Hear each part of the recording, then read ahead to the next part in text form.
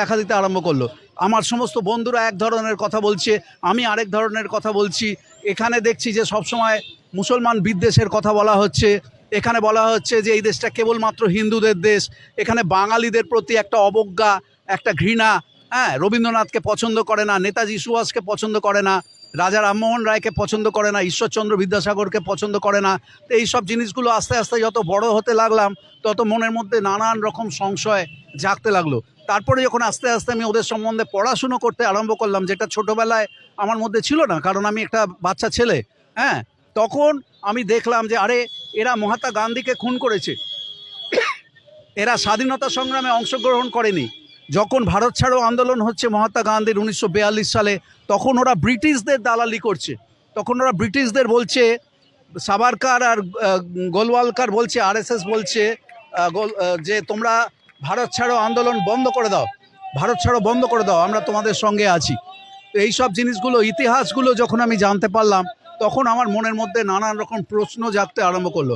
বিশেষ করে দেখলাম যে বাঙালিদের সম্পর্কে ওদের মধ্যে একটা তীব্র একটা ঘৃণা আছে। বাঙালিদের যে উদারনৈতিক যে মনোভাব, আমাদের যে ধর্মনিরপেক্ষতার যে মনোভাব, আমাদের যে নারী স্বাধীনতার যে মনোভাব, এগুলো তো একদিনে হয়নি। রাজা রামমোহন রায় থেকে, ঈশ্বরচন্দ্র বিদ্যাসাগর থেকে, রবীন্দ্রনাথ থেকে, নেতাজি সুভাষ থেকে, দেশবন্ধু চিত্তরঞ্জন থেকে, ভগিনী নিবেদিতা থেকে, রাজা রামকৃষ্ণ পরমহংসদেব, তারা আমাদের বাঙালি চেতনাকে তৈরি করেছে। আরএসএস এসবে বিশ্বাস করে না।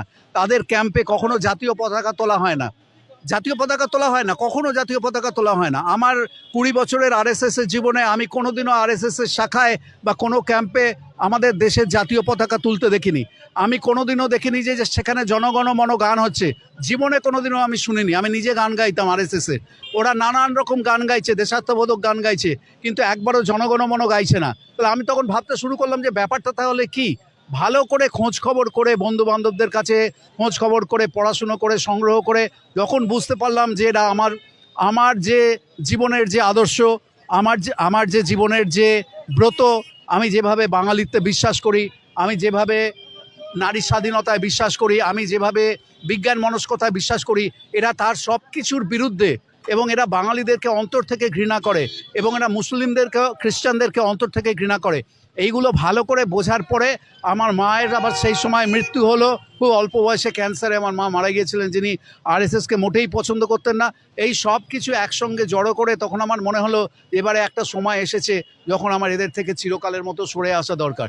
সরে আসা দরকার বললেই তো আর সরে আসা যাবে না। আমার বাবা আরএসএসের একজন বিরাট লিডার, তা সত্ত্বেও আমি মনের জোর সংগ্রহ করে, আমার যখন 23-24 বছর বয়স, তখন আরএসএস থেকে আমি চিরকালের মতন দূরে সরে আসি।